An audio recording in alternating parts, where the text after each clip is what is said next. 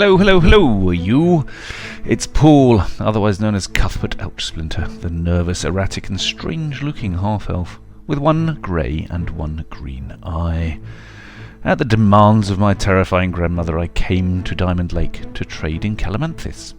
The plan was, get in, get out, go home. It was a get-rich-quick scheme. But then what happened?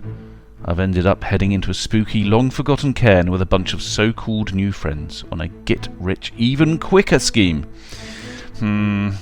Doesn't seem to be working.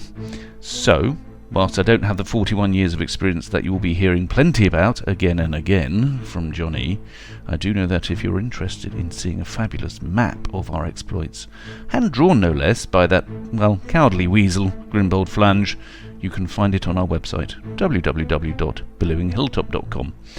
And finally, if you are enjoying listening to the podcast, and we really do hope you are, both of you, then please subscribe and do all the likes and good comment things all over Apple Podcasts or however you are listening to it. And also, tell all your geekoid friends to listen as well. That would be great. So, without further ado, I'm delighted to offer you Episode 2, I Can Sing a Rainbow 2. Good evening. Hello, good evening everyone. Let's play some D&D. I'm joined by Dan. Hello, Dan. Hello. And you're running a character called Burple Herbish? He's a bard. He's got weird white eyes because he's an Azimol, which is the celestial descendant. He's wearing, he's carrying a long sword and some armor, leather armor. All he can afford. And I'm joined by Graham. Hi. And you're running Sessions Epa? I'm running Sessions Epa, the halfling cleric of the trickster god Misfortune.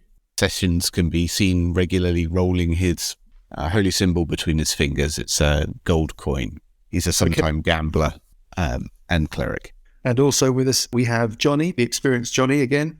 Hi there, I'm running Grimbold Flange, which is a halfling sorcerer. He's short, bold, he's got bushy eyebrows that wiggle up and down, he's slightly shifty eyes. He's got 2 daggers strapped to his chest, and he's wearing sort of sorcery-type robes. He looks a bit grubby and a bit shifty, yeah. Okay. We're also joined by Lucas. Hi, Lucas. Hi. So I'm running Parker. He's a half-orc monk, and he also has very bushy eyebrows. And finally, we've got Paul. Hi, Paul. Hello. And who are you running? I'm running Cuthbert, who's a fighter, half-elf fighter. He carries a rapier in one hand, a short sword in the other, and he's got extraordinarily bushy eyebrows. What sort of armour is he wearing? He's got studded leather. So he's not a front of person fighter, is he? Yeah. Session. Well, just confirming. He's going to go at the front, that's all. No, you were going at the front. We agreed last time. Yeah, I think we did agree that you were going at the front all the time, Johnny. Grimbold, the front line fighter sorcerer. I think Grimbold is basically a character in search of a bodyguard, isn't he? Yeah. Just craven coward. Right. Well, where we left things last time was that you had pushed your way in to somewhere called the Whispering Cairn, which is an abandoned tomb up in the hills above the town of Diamond Lake. You'd found a series of intersections running across, not found very much early on. A little later on, in a second intersection, you found a strange, damaged apparatus that looked like it almost could have been a broken mirror or a broken picture or something. And on it were some glyphs, which you associated after sort of rummaging in your memories with the elemental plane of air. And you thought that some other glyphs on that apparatus were to do with transportation and conjuration, maybe teleportation, which is something that you guys have got no experience of, but you know exists. You pushed on a little further and you disturbed a little pack of wolves and had a quick battle with them, dispatched them, although Parker the monk got himself into a terrible sticky situation and is now currently lying on the ground in this chamber, dead wolves all around him. And Sessions Epa has stabilized him with a piece of magic. Is that right? Yes. And as the chamber that you're standing in, you've got a section going off to your right, that is to the east, and that section has collapsed with rubble. There's a gap in that rubble, and that's where the wolves came from. You've got a section running off to your left, which is shrouded in darkness, although you do get the sense that there may be a short flight of steps just as the edge of your vision, and then the passageway continues. And then going straight north, the chamber ends in a kind of cluster of spider webs, lit clearly from some distance past by a flickering green light. And I think what you've noticed is that those spider webs may be crawling. Loads and loads of tiny little spiders. Johnny, so we're clear. You're the frontline fighter. I'm not. Come on. You're a fighter. Hang on, but you say you've got daggers and everything. You sound like a fighter. Yeah, daggers. Do you think daggers are going to hold back monsters? No. I have no experience with monsters. It's not about that, Johnny. It's about you bringing your full 41 years of experience to bear Well, that's why you need to keep me alive, basically. to keep the party alive for the good of us novices. 41 years of experience. He wants to hand over to the readers of the podcast. The readers. Yeah, all right. You know, I'm not used to the technology. No, obviously. Well, you are very old. Been playing this game for 41 years. True. Computers must be a real struggle. I just want to establish, Johnny, what are your chosen spells? Never you mind. Shield, mage armor, expeditious retreat, No. I've chosen different spells than I usually do. featherfall, mirror image. Ones that I've never played before. What was the one you did last week? Magic Orb or something? Chromatic Orb. Yeah. Did quite a bit of damage. Magic Orb I've not written in any book. Chromatic orb of defense. Stone igloo of invulnerability. So, as a group, that's what I'm saying. You've got to decide what to do. You can keep exploring. I'm out of but spells, you so you got a it might be problem with- worth taking a long rest. So you can either take a rest. And one fight. Well, no, but in your first level, you could take a short rest or a long Well- rest here, or there is a little shack quite near the entrance to the cairn, which could be a good kind of place to hold up. Either way, hold up, not hold up. Sorry. This is brilliant. We've been in about 20 yards. Yeah. 4 minutes here. We're going to get out again. Well, you know, Well, why don't we heal First level for you. Parker and explore a bit more? I've got medicine -1. I've got cure wounds. well, there we are then. So why don't we do that? I will do that on Parker. I will wander up, place my holy symbol on his forehead, Yeah. say the magic words, and revive him. Okay. Thank you. So, how much does that heal, Graham? 1d8 plus your spell. 1d8 plus 2. Lovely. Who wants to roll that? Can you roll it? I got chastised by Dan last week. Yeah, for Rolling low. Yeah. So, giving up responsibility. 10. Well, there you go. You see, that's how you do it. Maximum power. That's how you There do you it. go. Thank you very much. Parker's very much back in the game. So, what do you want to do, guys? We'll go round Burple. So, you're faced with straight to the north. You've got this cluster of spider webs with clearly some light further on behind it. Yeah.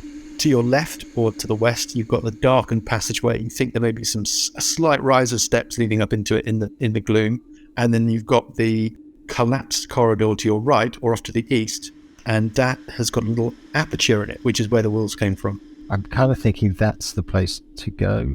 My hope is that effectively the wolves all came out, and in there they might have sort of taken some things in there with them, and there might Give be me a some perception valuables check. in there. In fact, everybody can give me a perception check. A perception check. Right, do that. Find 14. 22. Okay. Also 22. Well, those are some good numbers. I don't think we need to hear any more. The 14 is enough for you to be relatively confident that you can't hear any sound, any growling or padding about of anything further into the rubble. Okay, The I'll 20 go that way. The 22, so that is Parker and Sessions. When you stand quietly listening really for the sounds of any more potential wolves or some danger, what you notice is that the whispering sound, the sibilance that's been accompanying you all the way through the complex so far, it's taken on a slightly different note. Almost sounds like words in there. They seem to repeat. There's only sort of 3 or 4 different words. You don't know what they are. It's words in a language you're not familiar with. Comprehend languages, anyone? I think that's unlikely, but anybody's got anything like that? Oh, yeah. I use one of my spells to pick comprehend languages, sure. No, you wouldn't take anything useful, I'm aware. I speak Halfling and Common. This is a language that I'm pretty certain that none of you have it. Anybody got any weird languages? Why don't we try that? I might do. Gary's, of course, you're an Asimar. You never know. Yeah, I can't remember where they are, though. I've got Draconic. Common, Elvish, Ignan, and Orc. Do you know what? Parker. Celestial. I speak Celestial and Common.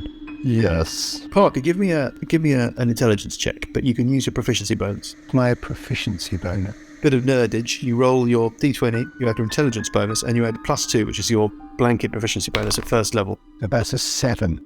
That's 7 in total. Okay, Something is familiar about the nature of the language that these words are being kind of whispered in. No more than that. Something slightly familiar, slightly related. You're not sure. Right, what next? What about Grimbold? What's Grimbold up to? Sorry, what did you say? There was a passage to the north? Yeah, so you've been heading north, and the passage that you've been heading up ends in an archway which is completely draped from top to bottom in translucent cobwebs. And they're lit up green by some kind of illumination which seems to be far off in the distance, a sort of flickery illumination. Okay. Well, I'll move towards the archway. And the cobwebs are crawling with tiny little spiders. All right. Well, I'll just I'll go up to the cobwebs and take my crowbar out and wave them around to get them out to break the webs. And I've got a light spell on a pebble, by the way. So you're holding a light spell and a pebble in one hand. You've got a crowbar in the other hand. And using the crowbar to kind of clear away the around webs. my neck. Okay. Around my neck. Okay, and the crowbar is using that to clear away the webs. Yep. Yeah. I mean, they're really sticky. You think? Give me a perception check. So my minus one off this roll, a 3. Brilliant. Barely know you're alive. Yeah. The spiders seem to be scattering all across the webs as you start breaking them up. You reckon it's going to take you a round or two to really make a dent in them. What about while Grimbold is slashing away at these cobwebs? Does anybody else want to go anywhere, do anything? Yeah, I wanted to stick my head through the hole where the wolves came in. And you're using your dark vision. Yeah. What you can see is that the little aperture in the rubble extends for maybe 10 feet and then it seems to open out. And you can smell wet fur. You can smell what you now realise must be wolf shit. When you say it opens out, I can see, 60 feet? It ends about 15 to 20 feet past the end of the aperture. So you've got about 10 foot of rubble with a gap through it. And then you've got about another 15, 20 feet of space at the end. And then it looks like it closes off. Okay, so it looks like there's some kind of chamber. Yes, and you can make out some sort of dark shapes on the, not moving, but you can make out some sort of dark shapes and kind of profiles on the floor. Okay. You could squeeze through there. You wouldn't have to go on all fours. Oh, I wouldn't. You would? No, I don't think so. I don't think it's not so low. Okay. You have to sort of stoop. Yeah, I mean, I want to go in and investigate. Everybody happy to hang back while the purple herpish does that? Well, I might follow him in. Okay, so you follow it in. Well, what you can see on the other... I'll follow in afterwards as well. Okay, well, it starts to get quite crowded. Oh, you mean it's like a lair? It's like a little lair. It's obviously the little space left by the collapse of this tunnel has produced the perfect lair for these wolves to live in. And the smell is really rank. There are irregular piles lying around, bones, bone fragments. You'd think mostly animal bones, but there might be the occasional humanoid bone in there as well. Can I have a sort of gentle sift through with the points of my sword? Yeah, give me a perception check. Or if an investigate check. Investigate check, yeah, I'm great at that. 16. Can I offer him some advice from the door? Yeah, what advice do you want to offer? I'll direct him. Well, okay. Can I assist him? You don't need to, because the 16 is very good. Yeah. You find a couple of things, Purple. The first thing that you find is sort of half buried under a pile of bones. You think these might be humanoid bones. There's a bag, and sort of poking out of that bag, it looks like you found an elaborate lantern. What light source have you got? Because you've got your dark vision, which means that your colour sense is not perfect. Is anybody coming up behind him with a light spell or something? I have a torch. I can do a light spell at will. I thought you had a light spell. I did. I had it on a pebble. So, yeah. That's fine. It's an elaborate lantern. It's made out of an indigo coloured metal, inset with indigo glass panes. Very specific. But the other thing that you notice with your decent roll, it's on the opposite side of the room. You catch a little glint in the light, and you see something that looks like a kind of an armband, like a bracer, but not a heavy piece of metal, like a light, filigreed, delicate piece of metal that looks like an armband. Okay, grab those, put them out, run away. Give me an intelligence. Hide them check. on my body. No, intelligence. 16. 16. You think that this little piece of metal, this little armband, it's got a repeating and a leaf motif around it. You reckon it's worth probably a little bit of money, and you think it's elven. Okay, well, I'll hide it. No, I won't. So I'll bring them out. I'll say, look, I found these things. Yeah, okay. Can we knowledge check this leafy, elfy thing? I'm half elf. Is there anything I can... Well, give it a go. Give me knowledge history or something like that. Yeah, I've got a knowledge history of -1. Okay, well, give it a shot. Let's see what I get. I get an 11. Yeah, you can't attach any significance to it specifically, but you just think it's a nice little piece of elven jewellery. It doesn't appear to be, it's not glowing, it's not obviously magical or enchanted. Now, in the meantime... But worth the trip. worth the trip. Grimbold, I mean, bearing in mind that you guys are all pretty desperate young kind of people, you think it's probably as much money as you've held in your hand for a while, the value of it. In the meantime, Grimbold has been left behind with Parker, and Grimbold has been cutting his way through the cobwebs, right? Well, yeah, I'm not going too far into the cobwebs. A couple of rounds are sweeping away, and you've cleared a bit of an aperture. And what you can see, Grimbold, is that you've opened up a flight of stairs that heads down and away from you. The stairs are about 20 foot wide, so they're a continuation of the corridor that you've been going up to the north. And they run for about 20, 30 feet further and heading down, and you can see that they then bottom out at what looks like the opening to some kind of chamber, but obviously it's very dark down there. You can't see very much. You get the sense that just from the movement of air, the echo of the sounds of like your crowbar or your voice, that it's a larger chamber. And give me another perception check, another dreadful Grimbold perception check. Might as well get them all out of the way. Yeah, let's do it. It's a -1, whatever I roll here. 2. Okay. You suddenly can't see anything or hear anything. No. Yeah. Trip over and fall down the stairs. Fall down the stairs, but you do so silently that nobody knows that you've done it, and the webs close behind you. Now what? Grimbold has opened up a staircase heading to the north through the webs. And Grimbold, you can see that clearly this kind of shimmering green light, that's where this is coming from. You can't see the source of the light, but you can see that it's clearly coming from this chamber straight ahead of you. And then you've got the other way. You've got the way opposite to the rubble, which is the sort of darkened corridor. Oh, well, the other guy's going to come back out. I mean, you guys are all exiting. I'm going, hey, there's some stairs over here, guys. Okay. Is that what you sound like? Is that what you sound like? Well, yes, there's some stairs. Yes, found some good to stairs. Yes, okay. yes. Stairs over here, guys. I'm being not very experienced. I mean, I am experienced, but Grimbold isn't. So, Right. he's just calling out. He's calling out, not realizing, it's probably not a very good idea to do. Okay, guys, this way. Johnny, what are you going to do when he gets to the second level and it outstrips your intelligence? Yeah, good point. Actually, it's a quandary. Yes, It's not the brightest. I mean, I had to max out a few things. And maybe we could get, if we ever get a listener to this, maybe we could get them to write in with what you should be doing. A kind of brains trust, running Grimbold. That'd be an indirect way of William telling Johnny what to do. Yeah, for the listeners, William is Johnny's son. yeah, Yeah. Well, the irony is that William will be the listener. I mean, legally, it's Johnny's son. On to the other way. Anybody want to have a look down the other way? Yeah, I mean, want to you have a don't look down the other It's way. just a dark passage. Listen, Well, you can chuck your light pebble down there. Burple will chuck the light pebble down there. Good plan. Burple Thanks for the Herbish. steer, Mr. GM, friend, guide, storyteller. Friend guide storyteller. Purple herpes. I'm a Dutch master. We'll show you a friend in the I'm storyteller. suddenly Dutch. You've so many wonderful stories in this city of Diamond Lake. Okay, so you chuck your light pebble down, and your earlier estimation was correct. There is a little flight of stairs, and it looks like it's symmetrical. So the area with the collapsed rubble in it, where the walls were, and the area that you're looking down now opposite it are symmetrical. So you're looking at the same thing, only this area is not collapsed. And the last 10, 15, 20 feet of it is a raised platform with a couple of steps leading up to it. Let me describe what you can see. So it's a dais, everybody's favourite word to pronounce. And it spans the whole of the back half of that western wing. And what you see, revealed in the light of your light spell, is that on the southern, western, and northern walls, so as it were, in a kind of semicircle, there's such thing as a semicircle, rounding off the end of this passageway, there's a fresco. It looks like a faded fresco. Of? Well, difficult to see the details from where you are. Okay, As I will said. descend the stairs very... Ascend the stairs. Oh, ascend, right. Sorry, I hadn't realised. Yeah. We need the sorcerer at the front. Yeah.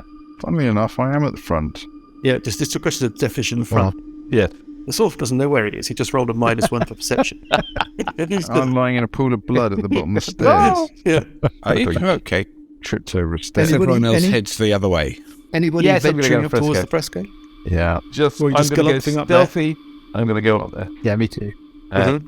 Pace Are is you high. actively trying to be? Actively trying to You be act- stealthy. And is Burple I get actively trying to be stealthy 15 as well? for my stealth check.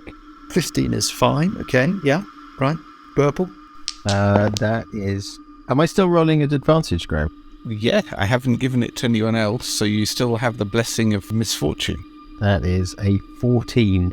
It's not disgraceful. Up you go onto this platform. Now you can see what the fresco is. The illusion is given when you stand on the platform that you're in a massive room with 7 short hallways radiating outwards from a central point. So painted in perspective to the vanishing point. Yeah. At the end of each of these little passageways, there's a chain that is drawn, dangling from the ceiling. At the end of each hallway and each chain is a gleaming coloured lantern. Right. And the lanterns are coloured clockwise, starting on your left. Red, orange, yellow, green, blue, indigo, and violet. Got it. So, And we have an indigo lantern. We do. you have an indigo lantern. And now you have a picture of a passageway with an indigo lantern at the end. And then we have That's a all we've got. green light coming from another place that we haven't seen. So we've probably got 2. Yeah, the flickering green light is coming up from where Has Grimbold anybody was tried over. doing anything with his Okay. lantern? Not yet.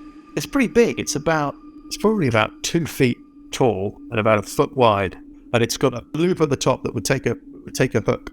Just for clarity, each room has a chain hanging from the ceiling on which is Drawn. hanging a lantern. Yeah, drawn. So you're looking at a perspective painting. Right. Drawn off to the vanishing point. Well, not quite to the vanishing point, obviously.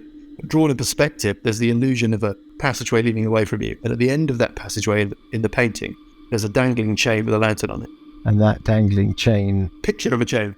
there isn't currently a chain. Or there is. I look at the ceiling. nothing. Is there a hook? Or No, otherwise it's featureless. You've just got the platform. Okay. It's clearly deliberately designed so that you stand in the centre of the platform and have given this perspective. Yes. But there's nothing else apparently It's like a map. there. Okay. Well, it's a connect the set. So I think we go and investigate I the think green you're right. lantern next. Somebody make an enough. investigation check on the lantern when you're inspecting it. 10. 10 is perfectly fine. You find after a quick inspection that within the lantern Yeah. there is a little bracket where one could easily place a candle or a torch or something similar.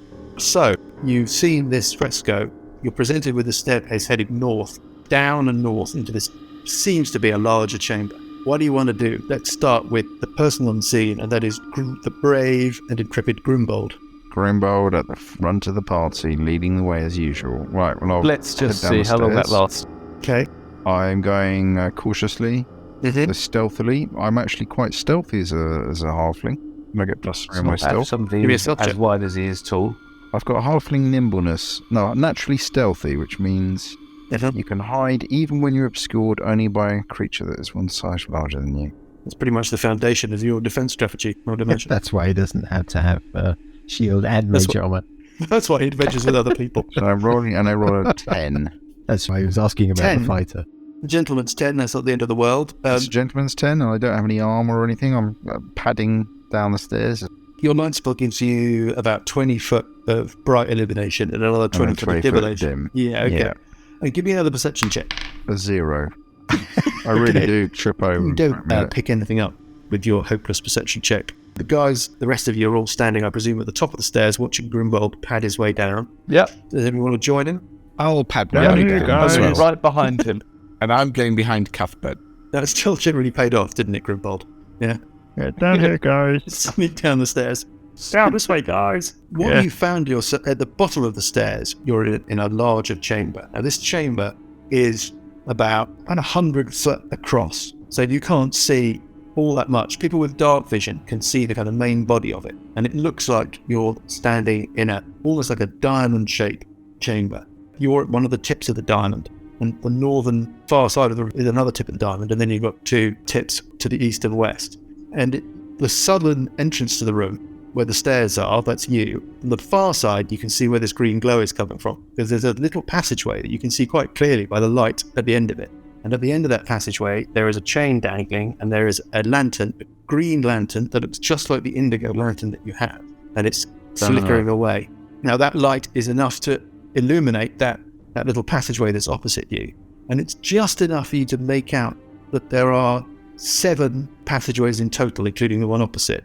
So, running clockwise, there's one back and to your left, there's one straight to the west, there's one heading up to the northwest, one heading north, one northeast, one east, and then one going back down behind you to your right.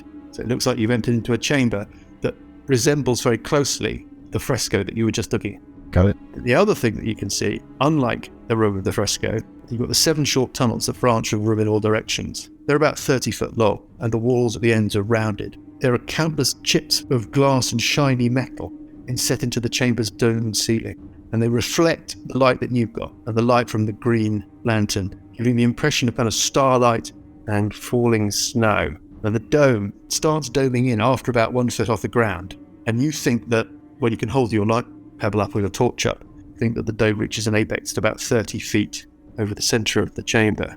And underneath the peak of the dome, there's another dais, and it's holding what appears to be a marble sarcophagus. On that sarcophagus, there is a white bas-relief figure, maybe a human. It's outsized. It rests passively upon the lid. Somebody make a perception check. Certainly. 16. Okay, you notice something at last, Grimbold, something that's been eluding you thus far, and that is in this chamber is completely silent. There's no more weird whispering, no more weird sibilants or strange words carried in the air. Is it magical silence? I mean, can I hear my foot tapping on the ground? Yeah, you can. It's just it's an absence of the noise that you've become accustomed to. How do I get up to the sarcophagus?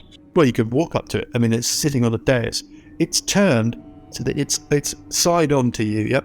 All right. Well, I'll head over to the dais. Is anybody coming? The head is pointing to the west. The feet are pointing to the east. That's significant. Okay, we will. We'll see what happens to Johnny. We'll observe him. Hang on a minute. Well, they're following. They're following close behind. 4 of you are observing loitering from at the the bottom of the stairs. Is that Yes. fair to say? Yeah. And Yes. Grimbold is padding his way up to the sarcophagus. Yeah. Well, I'm going quietly. I'm with my nimbleness. Okay, So I'm rolling. I rolled a 11. it's not bad. So when he gets to the end, I'll shout, "So what do you see?" Oh, it's nothing here. The figure on the sarcophagus is wearing a kind of simple garment, flowing cloth. You don't know why, but the general kind of aesthetic of it is ancient. You feel like you're looking at a figure carved by an older civilization. At first glance, human, but unless it's a kind of deliberate statement by the sculptor, it's larger than a human. More like 7 foot tall, indeterminate sex. That immediately makes you think of Tonj, Eye of Wisdom, one of the great gods of your world, but you don't think that this is a direct reference to that. The figure's arms and hands rest at its side. The left hand is curled upon itself in a fist, but the right is placed palm up, with the thumb turned in and all but the index finger held parallel to the arm, but the index finger looks like it's broken off. There's a scarab-like amulet around its neck in the carving, and it's inscribed with a glyph that resembles the glyph that you saw on the platform in front of what you thought was maybe a broken mirror a little earlier on. Looks like it's of the same aesthetic, the same style, but it's a different glyph. Give me an intelligence arcana check. 11. You think, like before, that it is somehow related to the elemental plane of air. You think that the glyph means a name, it refers to an individual, and you can therefore infer that the glyph that you saw before was also a name glyph referring to a different individual. I think I'm going to pad up to where Grimbold is, Uh-huh. if I may. Yes. I assume he's relaying the detail. I have a look for the missing digit. There's no sign of anything, not with a quick I'm going glance to around. go up to where the I'd do a bit of lantern a is. more detailed glance around. Right. Okay, so just running around the table quickly. Grimbold has been checking out this sculpture. Sessions Epa, you're going to have a bit of a proper look around, looking for this missing finger. Correct. Okay, give me a perception check. 7. You don't see anything. Now, Parker, what is it that you wanted to do? I want to go and inspect the lantern. The green lantern? Okay. Yes. What can I tell you about that? So you're going to... Is that at the entrance to the passageway going off, or is it further down the passageway? It's at the far end of the passageway. Ah, So right. the passageway extends about 30 feet away from the main body of the room and ends with a nice, neat curve.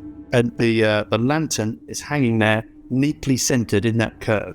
I'm going to say that you walked up. I don't want to speculate about how far or how bold you need to be. But I'm saying you've walked round the sarcophagus into the sort of second quadrant of the room, as it were, the far quadrant of the room, and you're now looking down this passageway. Passageway extends 30 feet. At the end of that passageway, the lantern is hanging there. Right. Okay, so 30 feet is quite a way off. We don't want to start splitting ourselves up. Give me a perception check. God, an 8. Terrible. Well, 8's not the end of the world, actually. What you could tell with your 8 is that the chain that's suspending the lantern. When you follow it up with your gaze, it disappears off where you can't see. Yeah. So it's not Sort of like off up into the ceiling. Yes, almost as if at the far end of the passage, the ceiling is higher than in the main body of the passage. Right. Sorry, I may have missed this. Is the lantern lit? Yes, it's flickering. So what Grimbold and Sessions notice is that the platform that the sarcophagus sits on is carved in the shape of a sort of stylized arrow, and the tip is aligned with the head of the figure. And the feet of the figure, there's a clearly carved kind of, almost like an arrow shaft, or like Feathers? feathers, yeah. And therefore this arrow and the head of the figure are pointing directly west into a passageway which is not illuminated, that you would speculate would be, if you have to be right about the sequence, would be the orange lantern passageway. The one that would bear an orange lantern if it was the same as the fresco that you've seen before. I'm going to make a point of jotting down the sequence as we perceive it, and also the inscription, if I can. Yeah, so what we're going to do now is I'm going to put you on a map. Okay, so now you should be able to see. Oh, hello. Oh, yeah. We could just allocate people a little bit. We know that Grimbold is up at sarcophagus and Sessions is with him.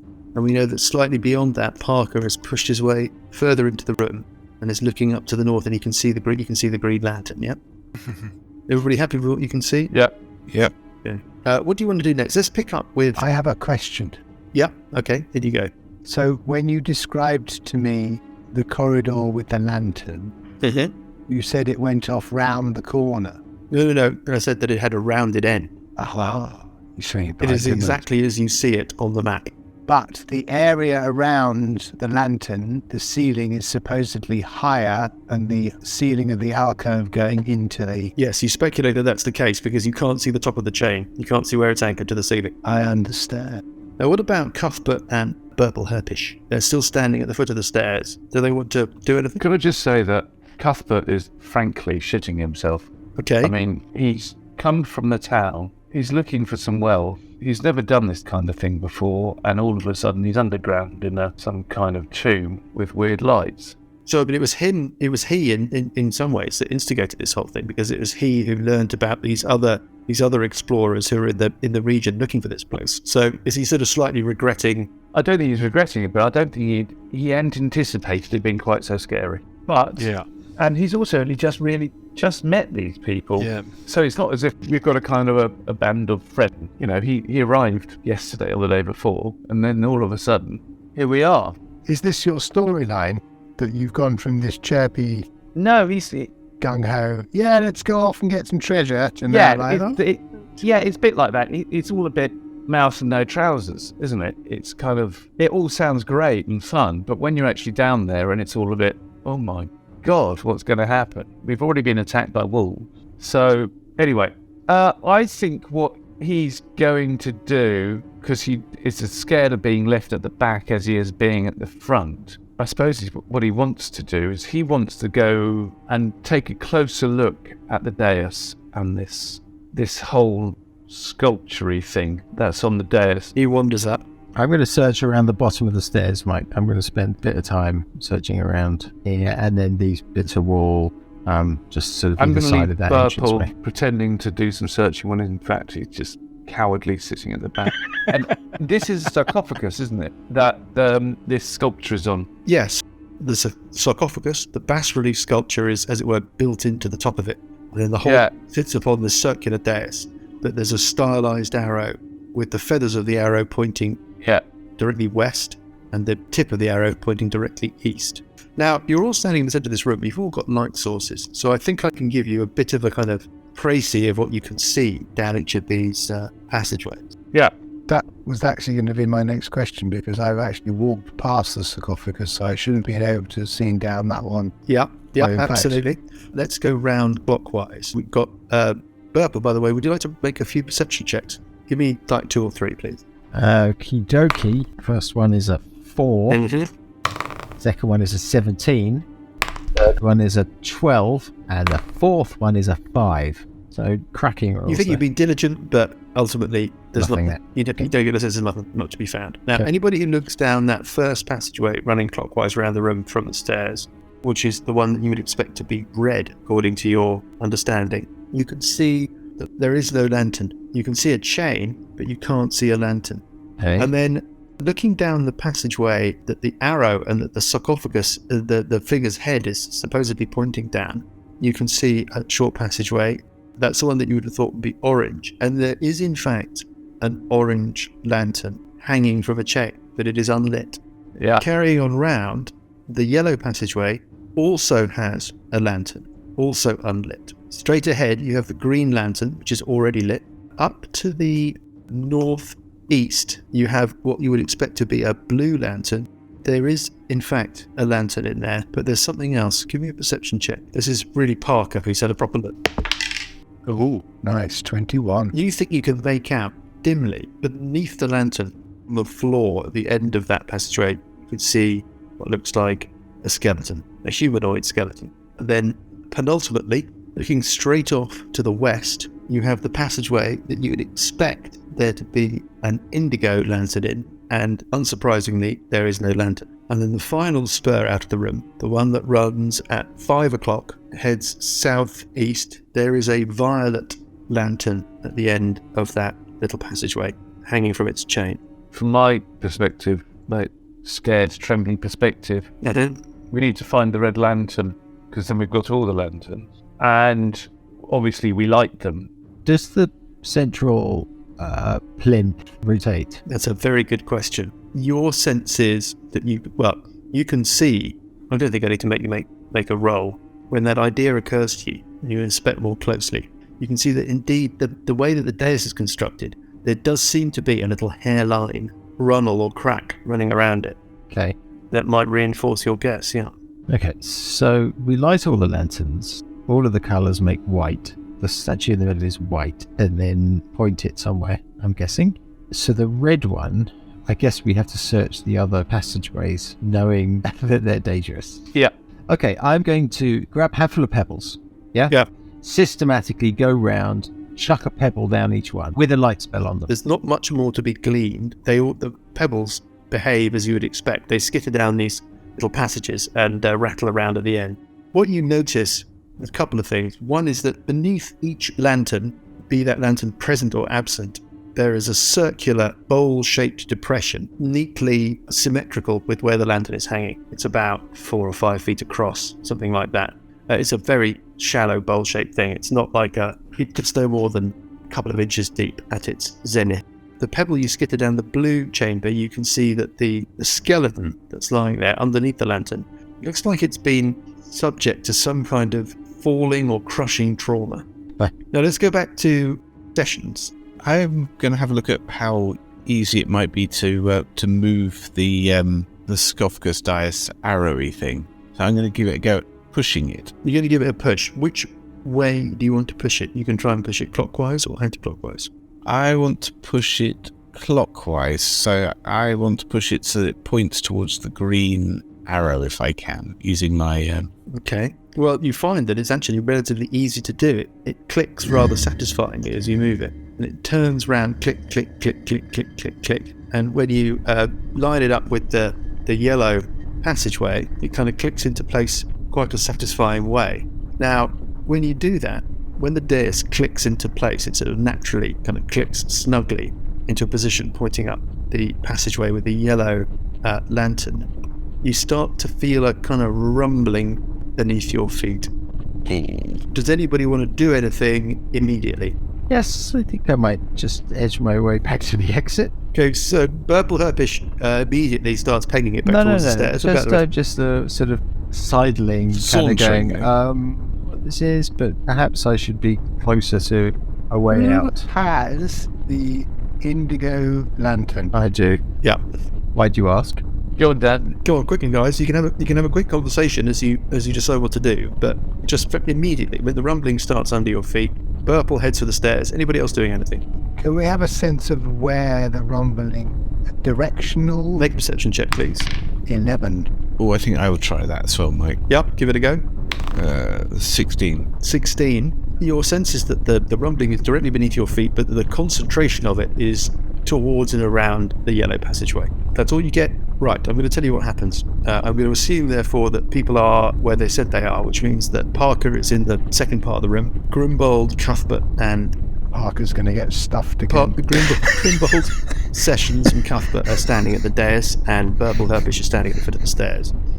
Something rises from the floor at the end of the yellow tunnel. The circular stone that I mentioned, the circular little kind of depression area that sits underneath the lantern, rises 8 feet into the air, not quite hitting the lantern. And underneath it, that stone cap, it turns out to be a stone cap. There is a 5-foot diameter metal cylinder that rises from the ground itself, and a second after it comes to a rest, 2 thin doors slide open in the side of the cylinder, revealing a small, empty chamber. What do you want to do? Excellent. It's like a lift. It looks like a lift. How big is it? 5 foot. How many people could get inside? That's the killer question, isn't Yes, it? that's why I asked it. Burple, you reckon a medium-sized creature, it would fit one. Snugly, but it would fit one. Parker's closest. You reckon it would fit a couple of small creatures, so a couple of halflings, or one human or elf or half-orc. You reckon a large creature might be able to just cram itself in a kind of slightly undignified way. Okay, well, I will move up to the beginning of the alcove, the yellow alcove passageway. Okay, you're peering down. Peer down and see if I can see anything more from that point. No new details. No new details? Nope. There is a metal 8-foot cylinder. Looks like a kind of weird, elevator or something with the 2 curved doors that slid away. I will move halfway up. Mm-hmm. Just want to clarify, Mike. These lanterns, we have the indigo one, and you say there's an aperture to open something, and there's a sort of piece in the middle to hold a candle? Yeah, something like that. And the green one looks like it's got a candle flame inside it. Thing is flickering away, like a torch flame or a candle flame is flickering away inside it. That's right. Anyone got any candles? I got torches. Well, you just break a candle in half. Well, we'll have to break it into 6, wouldn't we? Or 7. Yeah. Yeah, I don't have any. Hold on, don't we get standard adventurers? Yeah, it doesn't have candles. But 10 torches? Yeah, you think the bracket would hold a torch? Okay. Well, I'm wondering if light spells may do it. I'm going to try pushing the arrow further round to the green, which is where I was going in the first place. Okay. Is everybody happy to be where they are going to be standing? Go on then. Yep. Go on. Sessions does this? Yeah. So it grinds its way round. Click, click, click, click, click. And is now pointing the head and the arrow are now pointing directly north towards the green flickering lantern. So what happens down in this yellow alcove while that turns? When the arrow is passed on from the yellow alcove, the doors silently close and the cylinder gently drops back into the floor. But all of that is as of nothing, because when the arrow is aligned up the green tunnel, you hear a cacophonous kind of creaking of stone against stone suddenly starts. It's coming from the green passageway. There's a sort of rending, creaking sound, and the floor beneath your feet is rumbling slightly. Similar to the yellow passageway. Yes, but it feels less smooth. It feels more aggressive is the wrong word. It feels more like rending. More of a sense of strain and rending than the sort of smooth mechanism that lifted the weird little elevator at the end of the yellow passageway. Okay. Could there be another skeleton trapped in this one? Directional feeling? Yeah, the directional feeling is that there's a general rumbling in the room, but that the rending kind of grating cacophony is definitely centered around the end of the green passageway. What do you want to do, guys? Well, we're waiting for this sort of rumbling to finish to see what happens, I guess. Burple, if I was to take the lantern off you, could I then go and hang it up? Yeah, well, I mean, we're going to need to light them, aren't we? But yeah, of course. Yeah, Mike, I'm going to take the lantern off Burple. Yeah. And then I'm going to make my way down the indigo passageway. Yeah. Should we not wait and see what's happening with the green rumble before you start going off down that passage? Well, it will happen by the time I get there. I think that's a very good way of being a long way away from the green passage. I think that's the plan, dude. Okay, so you've got this cacophonous rending sound coming from the green passage, a rumbling beneath your feet. Parker is in the yellow passage. Burple, Sessions, and Grimbold are by the rotating dais, and Cuthbert is heading down the indigo passage with the lantern. And within a few seconds, can Burple make a perception check, please? assuming that Purple is keeping his eyes on what's going on at the end of the green passageway, which I'm presuming is. 20. You notice that the floor at the end of that passageway is starting to sort of fall in on itself. It looks like the kind of integrity of the little stone circle, the little stone carved depression at the end of the passageway is kind of cracking and falling away. And within about 10-15 seconds of you pointing the arrow at the green aperture, the green passageway, the whole of the end of that passageway collapses. A sort of 6-7 foot wide hole appears at the end of the passageway. Okay. And you hear the sound of something kind of collapsing. Make a knowledge check, maybe a perception check. Give me a good number, somebody. 11. That's perception. Knowledge, 11. Perception 21. Your sense, Sessions, is that maybe there was another elevator there, but that it's somehow something has gone horribly wrong with it, and it's collapsed down into the ground. Now what do you want to do? Right, so I'm moving up to the edges to the green area, and I'm taking out a rope. Yep, okay. And meanwhile, we've got Cuthbert. Are you continuing with your quest down the Indigo passageway? I'm going to continue with my quest down the Indigo passageway, and then I'm going to try and figure out a way to hang up the lamp. Well, it's obvious. There's a loop at the top of the lamp, and there's a hook at the end of the chain. Am I tall enough to do it? Yes, it's on tippy toe. Yeah. Okay, that is what I shall do. Mm-hmm. Now, let me tell you something, because you're the first person to venture right down to the lantern. You can see that the end of the passageway, the ceiling is higher than the rest of it. Yep. In fact, that ceiling extends up about 30 feet. Oh. And then you can see the fastening. So the passageway is only 10 foot high. Yeah. The lantern therefore hangs literally just almost level with the ceiling. The chain dangles to that point. Yeah. But you can see up. You've got dark vision. Yep.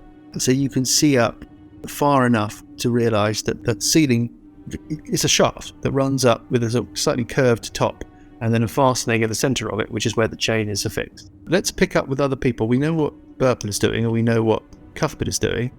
Parker, you're still in the yellow passageway. What are you going to do with the short time of life that's left to you? Yeah, I'm going to move round to where Dan is. Yeah. Because I assume that Dan is going to take the other end of Dan's rope, Yeah, understood. tie it round my waist, and then Yes. I'm going to walk up to the edge of the where The hole. Yeah. the hole has appeared underneath the green lantern. Got it. Okay. And then what about Sessions and Grimbold? Grimbold's gone very quiet. Is Johnny asleep again? No, I dozed off for a minute, I have to say. I'm going to try and move the sarcophagus lid. Is that a good idea, everybody? Yeah, go on. The lid. Is my cousin Sessions Epa going to help with that? No. Why not? Because at the moment, every time we rotate it, stuff happens. What do you mean, Grimbold, when you say you're going to try and move the lid? It's going to have a lid, isn't it? It looks like there's a lid that's movable, yeah. Is Sessions Epa going to help? Complicated question. It is. I'm not sure it's wise. You have to look in the sarcophagus. Come on. I think we'll open it. Just maybe not right now while we're doing everything else. Let's examine the lid while they examine everything else, Mike. Give me an investigation check. 19, natural 20, -1. Natural 20. Okay. You think that there is some kind of mechanism associated with the lid. Something that gives you pause. You mean it might be trapped? Something is going on there. It's something that doesn't look necessary. Some kind of trigger or spring or something that you run your fingers along the little crack that runs along the side of the lid, and you feel that there might be something that is triggered if you move the lid. Lucky I held you back there. Again. Can I get a perception check from everybody now, please? 18. Come on. 17. 18. You hear from down the collapsed hole, the shaft at the end of the green passageway, you can hear a kind of skittering sound, a kind of chittering, skittering sound. You want to make a survival check? Intelligence, nature or something? 22. Natural 20. Natural 20. Okay. This noise immediately resonates with you, Sessions. It's the sound of thousands of insects, and it's getting louder. And we'll find out how much trouble you're in. Oh, lovely. Yes, great. Thanks. Next time. Oh, damn it. Thousands of insects, guys. Run away!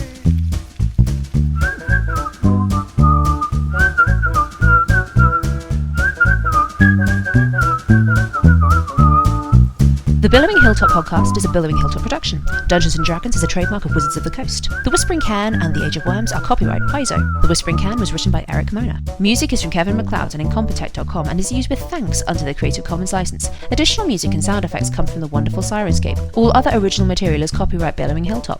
Role-playing games are all about getting people together, and we use Roll20 as our tabletop, the perfect place to host your game, and Discord to host our chat.